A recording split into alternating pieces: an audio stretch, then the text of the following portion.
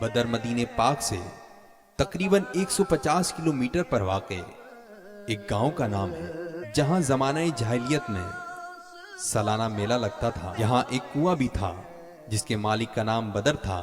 اسی کے نام پر اس جگہ کا نام بھی بدر رکھا گیا۔ اسی مقام پر ہجرت کے دوسرے سال 17 رمضان بروز جمعہ کو کفر و اسلام کی پہلی لڑائی لڑی گئی۔ اسی مقام پر جنگ بدر کا وہ عظیم معرکہ ہوا جس میں کفار قریش اور مسلمانوں کے درمیان سخت خون ریزی ہوئی، اور مسلمانوں کو وہ عظیم الشان فتح مبین نصیب ہوئی جس کے بعد اسلام کی عزت و اقبال کا پرچم سر بلند ہو گیا۔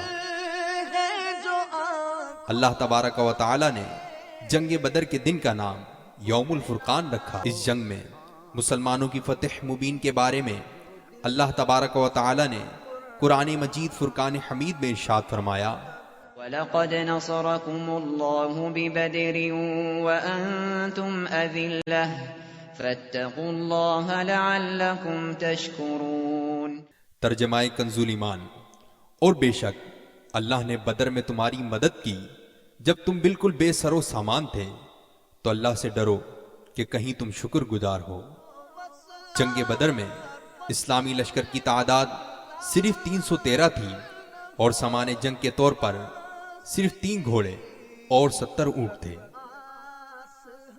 اس جنگ میں کفار کے 70 آدمی قتل ہوئے اور 70 گرفتار۔ جنگ بدر میں کل 14 مسلمان شہادت سے سرفراز ہوئے۔ میدان بدر میں واقع اس جبل ملائکہ پر اللہ تبارک و تعالی نے مسلمانوں کی مدد کے لیے آسمان سے فرشتوں کا لشکر اتارا۔ اسی مقام پر جنگ بدر میں شہید ہونے والے صحابہ اکرام علیہم رضوان کے مزارات بھی موجود ہیں۔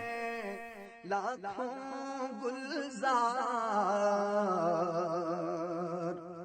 صدقے ہونے کو چلے آتے ہیں، لاکھوں گلزار